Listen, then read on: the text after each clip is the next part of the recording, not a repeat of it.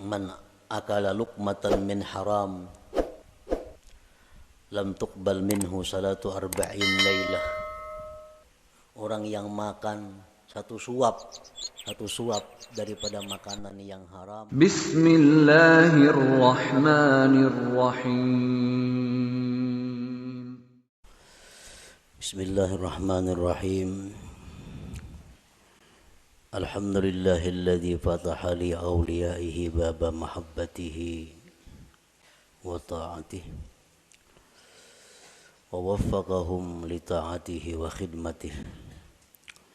Ashhadu an la ilaha illallah wahdahu la syarika lahu fi uluhiyyatihi wa rububiyyatihi wa ashhadu anna sayyidana Muhammadan abduhu wa rasuluhu khairu khalqihi.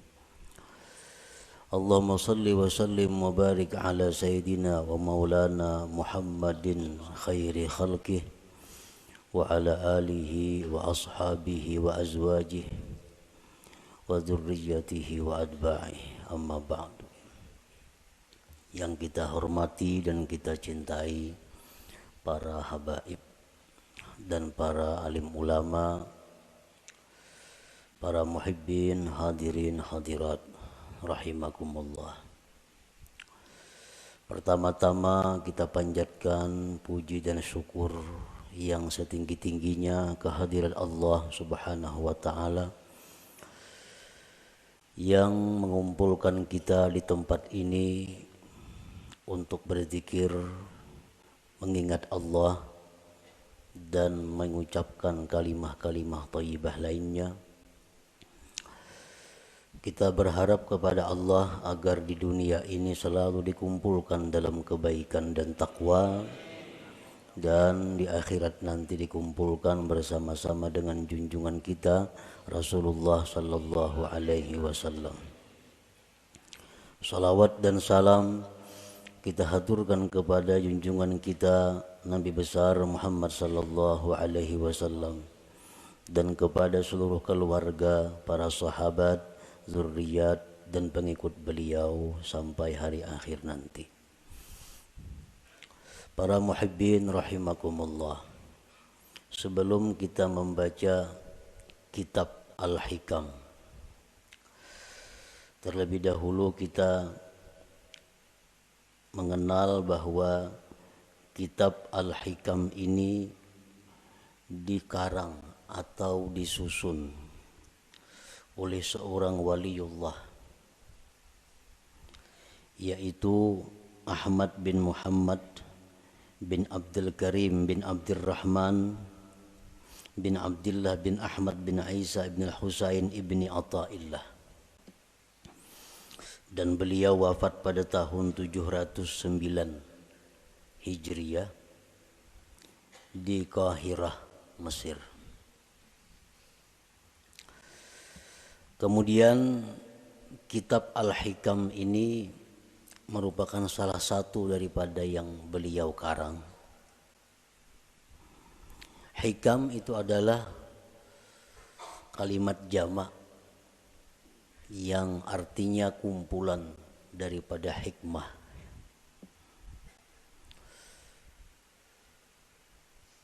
Syekh Muhammad Hayat As-Sindi mengatakan bahwa di dalam hikam itu ada 264 hikmah.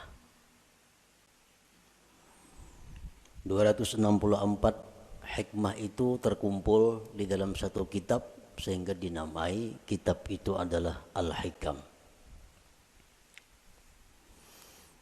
Nah, mengenai hitungan berapa hikmah yang ada di dalam kitab Al-Hikam itu bermacam-macam para ulama menghitungnya.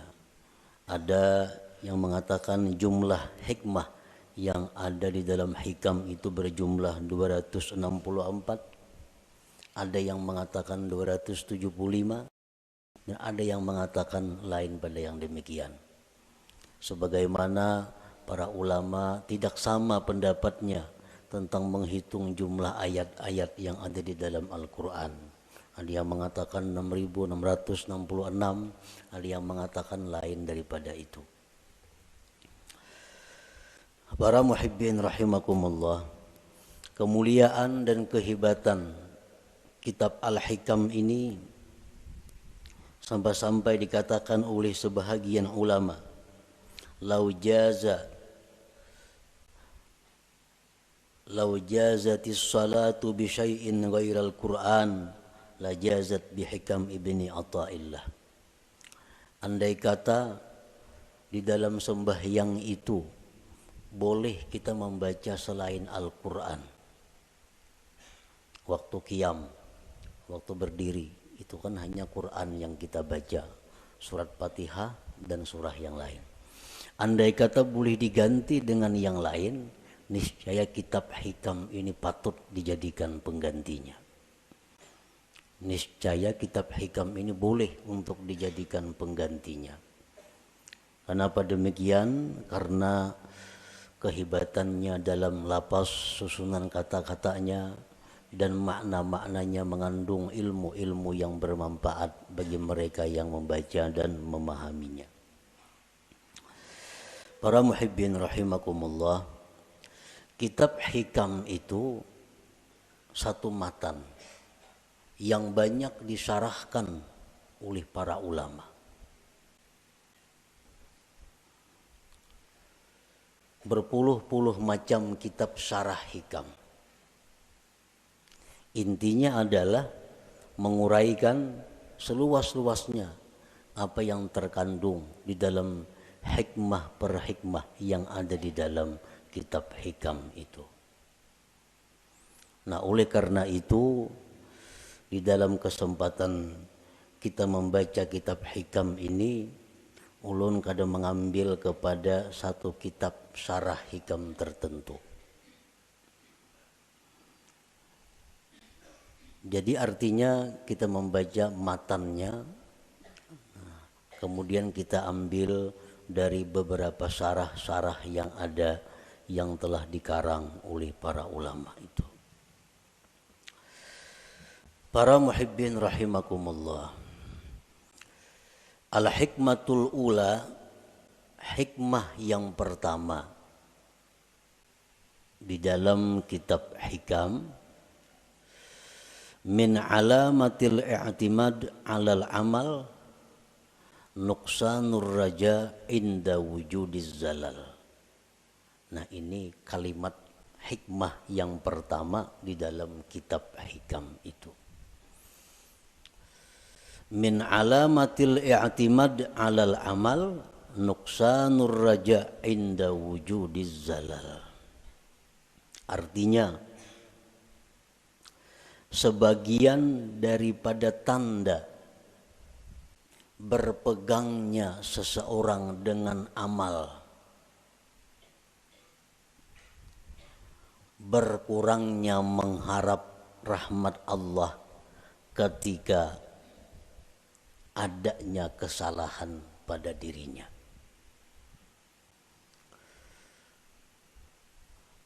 Apabila kita melakukan satu dosa, apabila kita ketinggalan satu wirid yang rutin, nah kemudian kita merasa jauh dari rahmat Allah, kita merasa jauh daripada kasih sayang Allah, itu menunjukkan bahwa kita namanya berpegang dengan amal.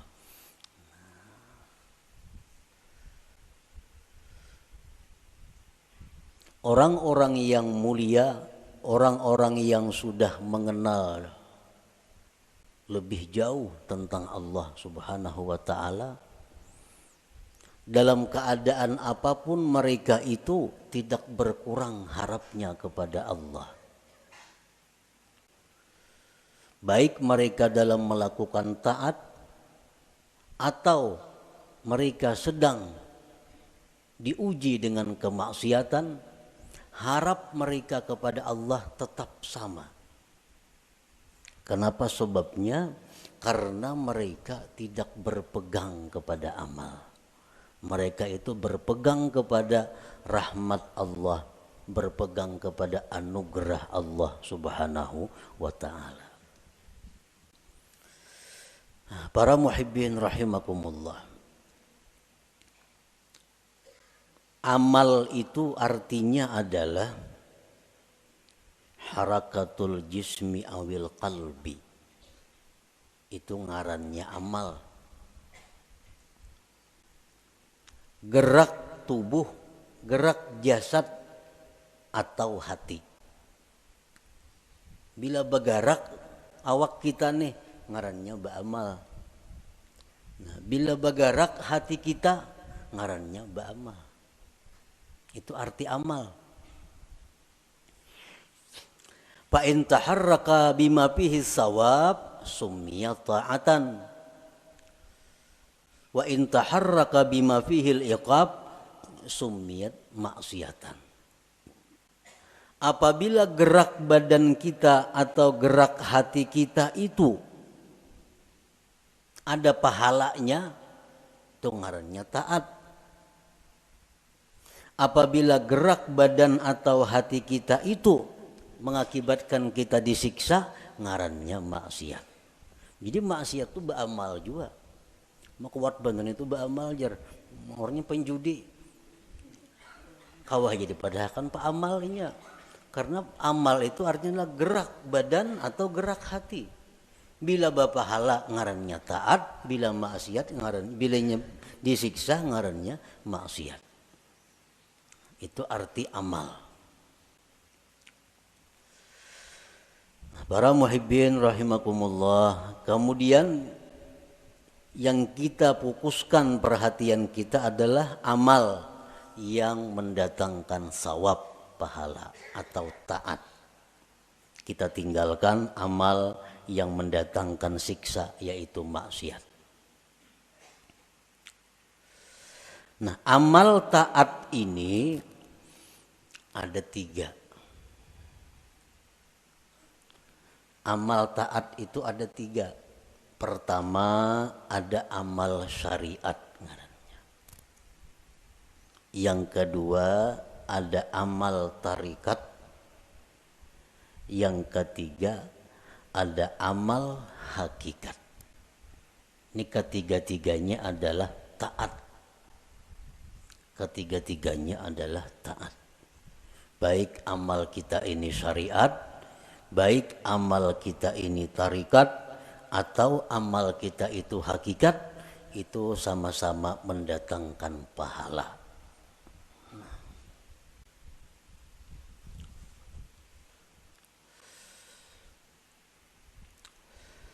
Amal syariat untuk apa?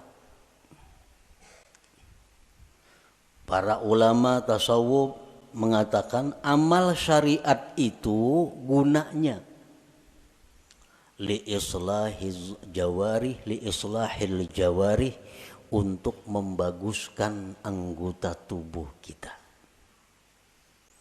Membaguskan mata, membaguskan telinga, membaguskan mulut, membaguskan tangan, membaguskan kaki. Itu disebut adalah amal syariat. Kayak apa mata supaya bagus? Jangan memandang yang diharamkan Allah. Kayak apa mulut nang bagus? Jangan berkata-kata yang dilarang Allah. Kayak apa batis nang bagus? Jangan melangkah kepada jalan yang diharamkan Allah. Kayak apa tangan nang bagus? Jangan menjamah atau menyentuh yang dilarang Allah. Nah, membaguskan anggota-anggota tubuh kita ini itu urusan amal syariat ngarannya.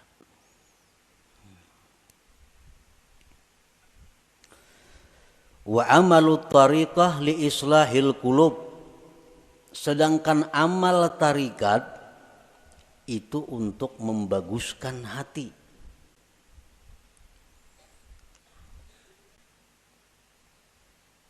Amal tarikat itu gunanya adalah membaguskan hati. Kayak apa supaya hati jangan sombong, itu urusan amal tarikat yang membaguskan. Kayak apa hati supaya jangan ria, itu amal tarikat yang membaguskan. Kayak apa hati supaya jangan dengki, itu urusan amal tarikat yang mengurusnya. Nah, jadi amal tarikat itu adalah gunanya untuk membaguskan hati. Wa amalul hakikah li islahil arwah, sedangkan amal hakikat itu untuk membaguskan arwah. Membaguskan roh. Kayak apa roh kita ini supaya bagus? Roh nang bagus tuh nang kayak apa? Roh nang bagus tuh roh yang mengenal Allah. Roh yang bagus, roh yang mengenal Allah. Nah, kayak apa supaya roh kita ini bisa mengenal Allah? Itu urusan amal hakikat nang maaturnya.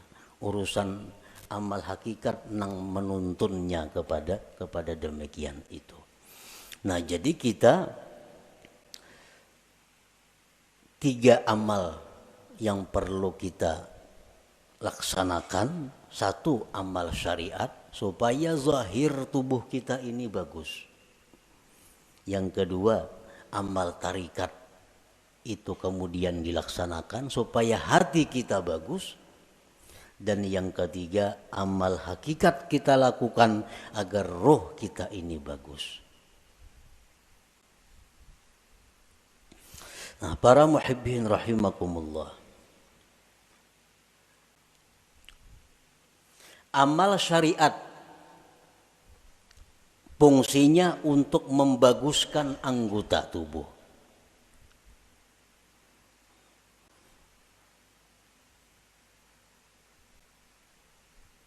Amal syariat fungsinya untuk membaguskan anggota tubuh. Apa inti daripada amal syariat itu? Amal syariat itu saling banyakkan. Tetapi kembali kepada 3 pokok. 3 pokok inilah yang disebut dengan amal syariat. Pertama, tobat. Nah, pertama tobat. Yang kedua, takwa. Yang ketiga, istiqamah. Nah, ini seluruh amal syariat kembali kepada 3 ini. Tobat, kemudian takwa, kemudian istiqamah. Nah, tobat artinya apa? Membersihkan diri daripada yang kotor-kotor. Membersihkan diri daripada maksiat-maksiat. Itu tobat. Dimandii, mandi itu tobat karena. Imbah mandi hanyar dipakaiani. Nah, dipakaiani betapi, babaju, bakupia, bermacam-macam pakaian. Nah, itu adalah takwa. Nah, kayak apa supaya jangan lepas pakaian itu dari kita? Ngarannya istiqamah. Membanu beselawar, membanu betilanjang tuh ada istiqamah ngarannya. Istiqamah ini selalu berpakaian. Nah, artinya apa? Selalu menjunjung perintah Allah, menjauhi yang dilarang Allah dalam keadaan apapun. Itu istiqamah.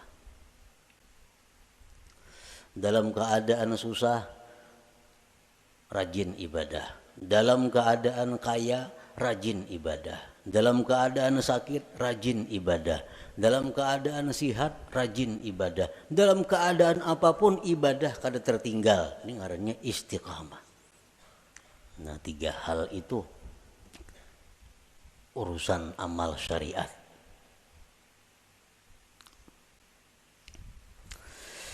Nah, kemudian amal tarikat. Banyak banget tarikat itu amalannya. Tetapi intinya kembali kepada 3. Supaya hati kita ini bagus. Pertama, ikhlas. Ikhlas. Yang kedua, sidik. Yang ketiga, tumakninah. Nah, ini intinya. Seluruh amal tarikat buliknya kenang 3 ini. Bila yang 3 ini bisa kita laksanakan, maka kita sudah mempunyai amal tarikat ngarannya. Berarti sudah punya hati yang bagus. Pertama ikhlas. Yang kedua sidik. Setiap orang sidik pasti ikhlas. Orang ikhlas belum tentu sidik. Jadi sidik itu lebih tinggi kedudukannya daripada ikhlas.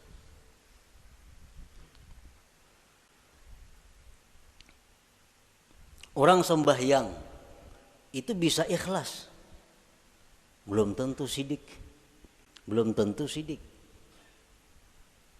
Buktinya apa? Belum tentu sidik. Seringkali kita mengucap dalam sembahyang itu Bismillahirrahmanirrahim. Mulut kita. Tapi hati kita di manakah? Hati kita di rumah.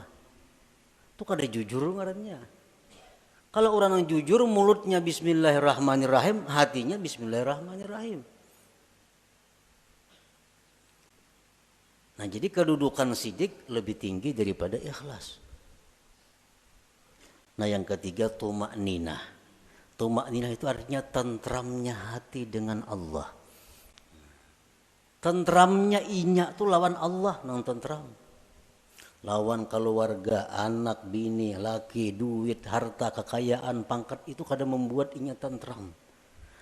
Tapi begitu mengingat Allah, hatinya tentram. Nah, ini tumakninah. Ini urusan tarikat. Urusan tarikat. Jadi kalau orang sudah lulus dalam tarikat itu pasti tentram dengan Allah. Alladzina amanu wa tatma'innu qulubuhum bidzikrillah, ala bidzikrillah tatma'innul qulub. Ini untuk orang tarikat. Nah, orang-orang yang beriman itu tentram hatinya dengan mengingat Allah. Nah, jadi kalau kita sudah bertarikat,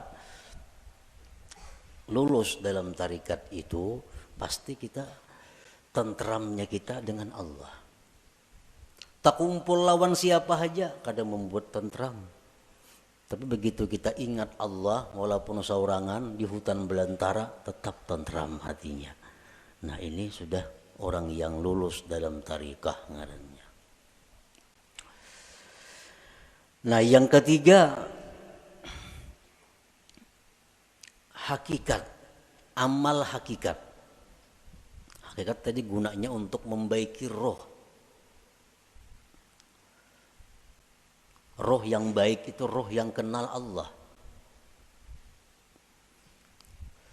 Nah, kayak apa roh kita ini supaya kenal Allah? Itu urusan amal hakikat. Pekerjaan hakikat. Dan inti pekerjaan hakikat itu kembalinya kepada tiga. Pertama murakabah. Nah, murakabah. Murakabah itu artinya merasa dirinya selalu diawasi oleh Allah. Nah, merasa ditilik oleh Allah. Merasa diperhatikan oleh Allah. Lalu kada wani berbuat hal-hal yang kada baik karena selalu diawasi oleh Allah. Nah, itu murakabah. Bila orang tuh kawak nangka itu merasa diri diawasi oleh Allah siang malam di kamar, di rumah, di pasar, di kantor, di hutan, di perumahan, merasa selalu diawasi Allah, maka orang ini akan diberi Allah musyahadah. Nah, musyahadah.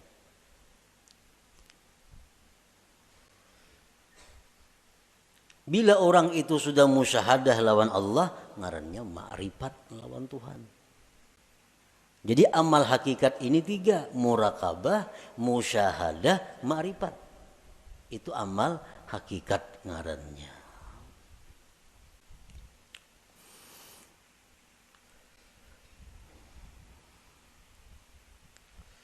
Wa'budillah ka'annaka tarah. Beribadahlah kamu kepada Allah seolah-olah engkau itu melihat Allah. Nah, itu musyahadah. Beribadahlah engkau melihat Allah. Itu musyahadah ngarannya. Tapi fa illam takun tarah, jikalau engkau belum mampu melihat Allah, fa innahu yarak, Allah melihat engkau. Nah itu murakabah ngarannya. Kalau kita merasa dilihat oleh Allah siang, malam, bisukan, kamarian, dimanapun merasa dilihat oleh Allah, itu ngarannya kita murakabah. Satu saat kalau kita terus menerus demikian, kita akan musyahadah. Kita akan musyahadah.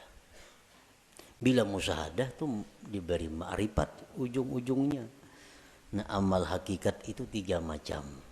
Murakabah, musyahadah, ma'rifah. Nah para muhibbin rahimakumullah. Jadi amal ada 3. Amal syariat. Yang pertama kita laksanakan amal syariat. Tobat, takwa, istiqamah. Supaya apa? Zahir tubuh kita bagus. Yang kedua, amal tarikat. Supaya hati kita baik.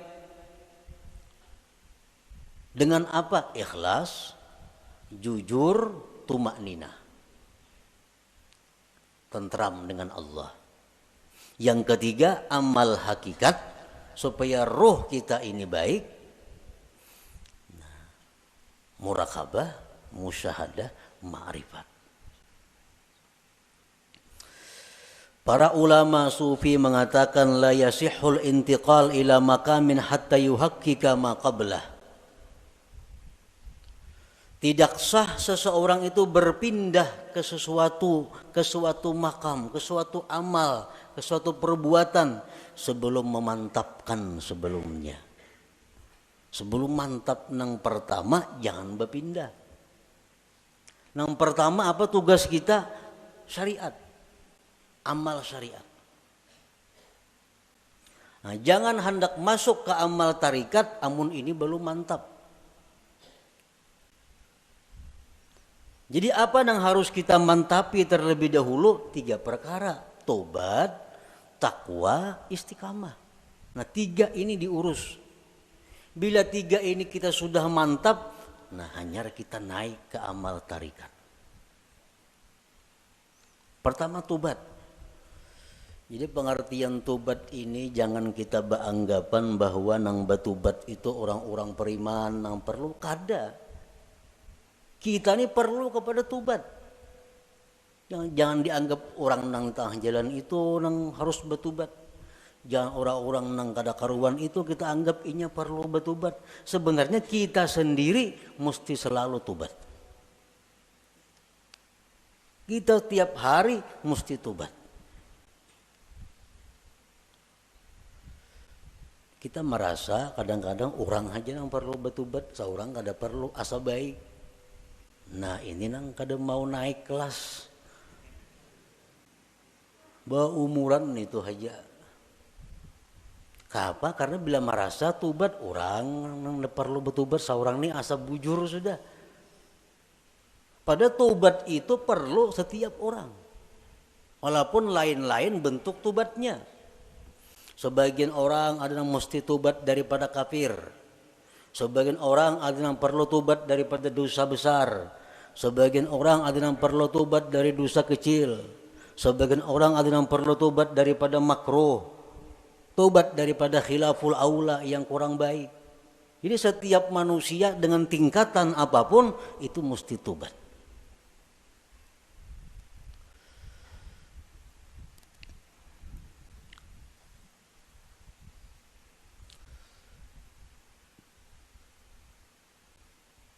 Nah kita sudahlah bertobat, sudah. Dulu minum arak, sekarang ampih. Dulu penjudi, sekarang ampih. Tobat. Dulu ketujuh riba, sekarang ampih. Tobat. Dahulu suka zina, sekarang ampih, sudah tobat. Nah cuma tahukah kita tobat kita itu diterima atau kada? Nah, karena orang nang ampih itu belum tentu diterima.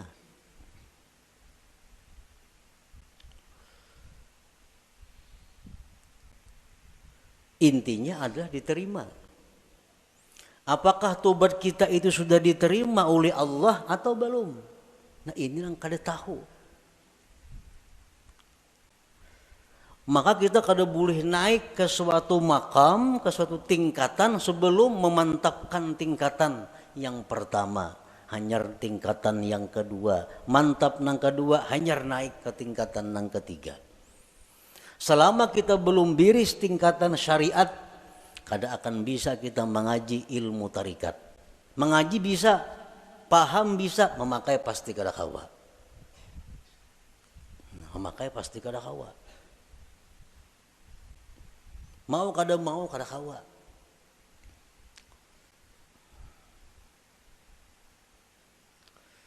Tarikat belum biris, belum matang, belum selesai, kada akan bisa naik kepada hakikat. Maka dengan hakikat itulah kita bisa dapat kepada ma'rifat. Nah, jadi diibaratkan itu ma'rifat itu satu mutiara. Nah, mutiara, andaknya mutiara itu di dalam ruangan nang halus, muat awak. Ruangannya muat awak. Ruangan nang halus ini andaknya di sebuah kamar. Nah, kamar kawah jorong boleh membaandam. Dan kamar itu andaknya dalam sebuah rumah. Nah, rumah ini mau naik sepeda motor kawah aja rumah. Nah, jadi kita kada bisa masuk ke rumah kalau kita masih banyak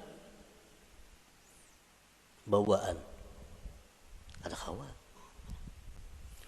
Kalau kita masih banyak bawaan kita ini masih berinting, sering banyakan bawaan. Kalau kita bakajal ke rumah, kada kawa. Buangi nang kada perlu supaya kita kawa masuk ke rumah. Nah, motor ditinggal, nang mana diisi motor, toko ditinggal. Kalau mau angkut toko ke rumah, kada kawa. Nah, kios ditinggal, kabun ditinggal, kada muat rumah. Nah, jadi nang kau masuk ke rumah hanya barang-barang tertentu. Nah, artinya apa? Syariat itu laksana rumah. Begitu kita masuk syariat, banyak nang kita tinggalkan. Riba tinggalkan, permainan tinggalkan, zina tinggalkan, semua aja tinggalkan. Kalau tuh kita masuk ke rumah. Nah, sepeda motor kawa dibawa ke rumah, sepeda kawa dibawa ke rumah. Begitu kita hendak masuk kamar, nah, ngalih membawa sepeda motor ke kamar, ngalih membawa kendaraan ke kamar itu. Pas ditinggal di luar kamar, baka karasan kada kawa bahanjuran. Nah, sama halnya kita ini kalau hendak masuk kepada tarikat, buangi gawian-gawian yang lain-lain supaya kita muat bandak di situ. Nah, hendak masuk pulang ke hakikat, halus kamarnya muat awak, jam tangan gin dipacul kada kawa. Kacamata santuk pacul juga. Nah, muat beti lanjang aja kawa lagi. Nah, hanyar kawa kita masuk ke kamar nah halus tuh untuk mengambil yang berharga yaitu mutiara atau ma'rifat itu. Nah, itu artinya kita kada kawa melangkah ke situ kalau sebelum matang nang pertama. Nah, syariat ini nang dibiriskan terlebih dahulu. Cara kita berjual beli, cara kita bergaul, cara kita makan, cara kita berpandir, cara kita berpakaian sesuaikan dengan syariat. Bila kada sesuai lawan syariat, hendak ke hakikat kada bisa. Jamin kada bisa. Napanya bisa? Pandirnya aja.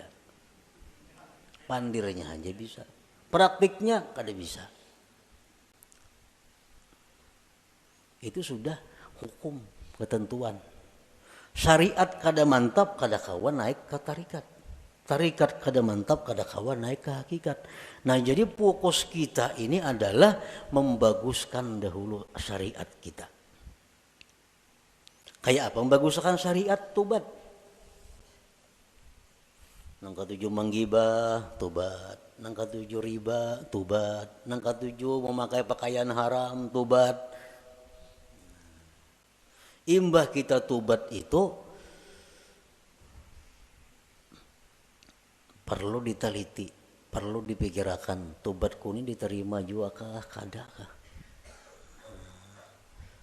Selama kita belum ada ketentuan tobat ini diterima atau kada diterima, hati kita masih kada nyaman, hati kita masih kada tentram karena belum ada kepastian tobat atau kada tobat. Takwa kemudian ibadah, sembahyang, puasa segala macam. Takwa, istiqamah terus menerus seperti itu. Bila 3 macam ini kawa, nah ayo ya naik kita ke amal apa? Ke amal tarikat. Kita wajib mengusahakan syaratul kabul.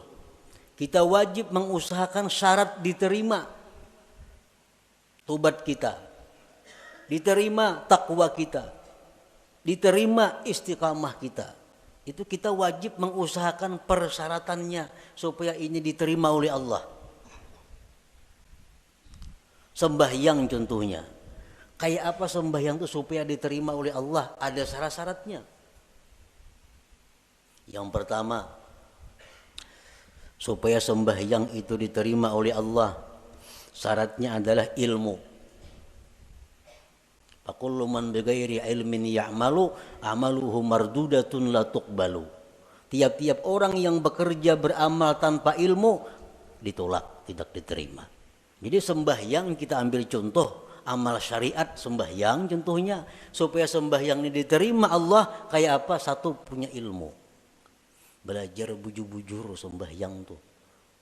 Rukuk kayak apa, sujud kayak apa, amun masbuk kayak apa, kada salat membaca Fatihah kayak apa caranya. Nah, bujur-bujur belajar sembahyang supaya sembahyang kita diterima. Yang kedua, supaya diterima sembahyang itu ikhlas. Berhubung ini amal syariat, ikhlasnya pun ikhlas syariat.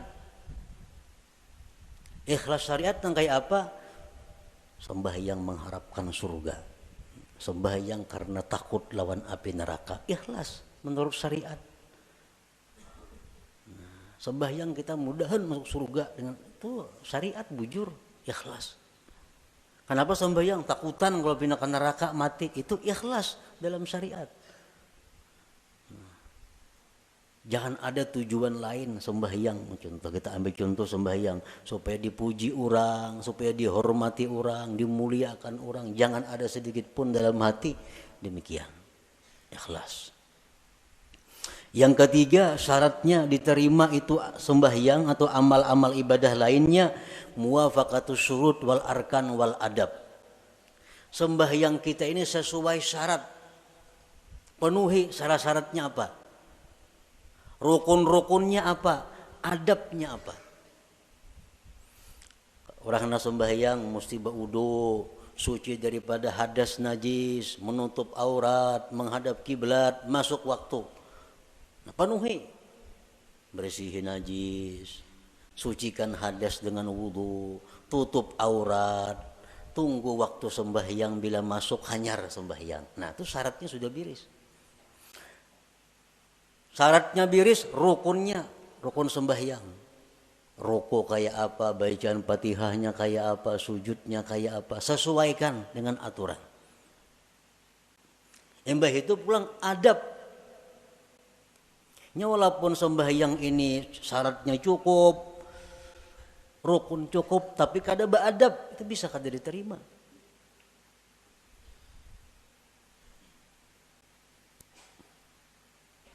Sesuaikan adabnya. Contohnya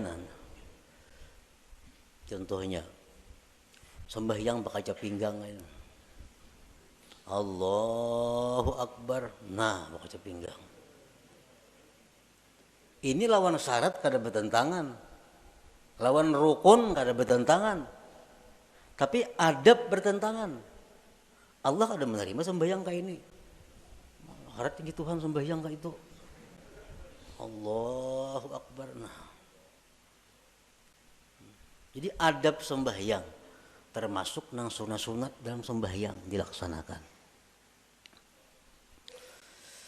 Yang keempat, ada mubtilat wal mukrihat wal makruhat. tidak ada yang membatalkan dan yang dibenci Allah. Sembahyang atau ibadah kadang-kadang membatalkan, kadang-kadang dibenci Tuhan. Kita gawi semua nang sunat, jauhi nang makruhnya. Yang kelima, al-halal fima yata'allaqu bih. Halal pada sesuatu yang berhubungan dengannya. Nah, pada berhubungan, makan, minum untuk tenaga, pakaian, tempat. Itu mesti halal. Rasulullah bersabda, man akala luqmatan min haram lam tuqbal minhu salatu arba'in lailah. Orang yang makan satu suap daripada makanan yang haram tidak diterima sembahyang 40 malam. Sasuap tuh kita makan nang haram 40 malam sembahyang kita ditolak Allah. Sepiring berapa suap?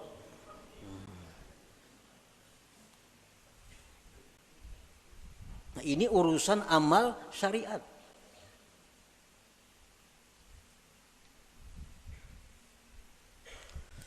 Pakaian kita mesti halal. Rasulullah SAW bersabda, man ishtara sauban bi ashri darahim bisamanihi dirhamun haram lam yaqbalillah salatahu ma dama alaihi minhu syai. Barang siapa nukar pakaian 10 dirham, 1 dirham ada yang haram, kada Allah terima sembahyangnya selama itu masih ada. Nah, jadi kalau amal syariat ini kita biriskan dan kita usahakan syarat diterima oleh Allah, nah hanya kita melangkah ke amal hak tarikah, hanya ke amal tarikah. Para muhibbin rahimakumullah, Imam Ahmad ibnu Athaillah tadi mengatakan, termasuk tanda orang yang berpegang dengan amal, kurangnya berharap kepada Allah ketika terjadi maksiat pada dirinya. Nah, sekarang kita tadi beramal, tobat sudah kita laksanakan, syarat-syarat untuk diterima sudah kita laksanakan, takwa sekarang ini kita laksanakan, istiqamah kita laksanakan. Jangan sekali-kali kita berpegang, kita condong, kita gembira dengan tobat, takwa, dan istiqamah itu. Jangan sekali-kali kita berpegang, jangan sekali-kali kita bersandar, jangan merasa gembira dengan tobat, takwa, dan istiqamah tadi. Kenapa sebabnya? Karena takwa, tobat, istiqamah itu bagian amal syariat tuh, itu kada akan bisa memasukkan kita ke dalam surga. Kada perlu kita gembira dengan itu. Lalu apa nang kita gembirakan? Nang kita banggakan, nang kita gembirakan itu adalah rahmat Allah nang datang kepada kita sehingga kita bisa tobat, bisa takwa, bisa istiqamah. Nah, rahmat Allahnya ini nang kita gembirakan, bukan takwanya. Nah, bila kita menggembirakan dengan takwa yang kita lakukan, ngarannya berpegang dengan amal. Bila orang berpegang lawan amal itu, lawan Tuhan turun naik. Bila banyak maksiat asa jauh lawan Tuhan. Bila berbuat taat asa parak lawan Tuhan. Padahal Tuhan tuh ada berjauh berparak sebenarnya. Nah, di situ kelemahan tauhid kita. Kenapa kita bila berbuat maksiat asa jauh lawan Tuhan? Berbuat taat asa parak lawan Tuhan. Karena kita berpegang lawan amal. Jika kita berpegang dengan rahmat Allah, apapun keadaan kita selalu dekat dengan Allah. Baik dalam maksiat kita dekat dengan Allah, waktu taat dekat lawan Allah, karena kita berpegang lawan Allahnya bukan dengan amal kitanya. Nah ini min alamatil i'timad 'alal amal nuqsanur raja inda wujudiz zalal. Rasulullah SAW bersabda, la yadkhula ahadukumul jannah bi amalihi. Seseorang kamu, ujar Nabi, selamanya tidak akan bisa masuk surga dengan amalnya. Nah, buat apa kita berpegang lawan amal? Buat apa kita gembira dengan tobat, gembira dengan takwa, gembira dengan sembahyang? Nah, apa gembira akan? Itu kadang membawa ke surga, ujar Nabi kita. Qalu wala anta ya Rasulullah, qala wala ana. Aku pun ya Nabi, amalku kada bisa masukkan aku ke surga. Illa ayyatagammadani Allah birahmatih, kecuali Allah yang meliputkan aku dengan rahmatnya. Nah rahmatnya ini yang kita gembirakan.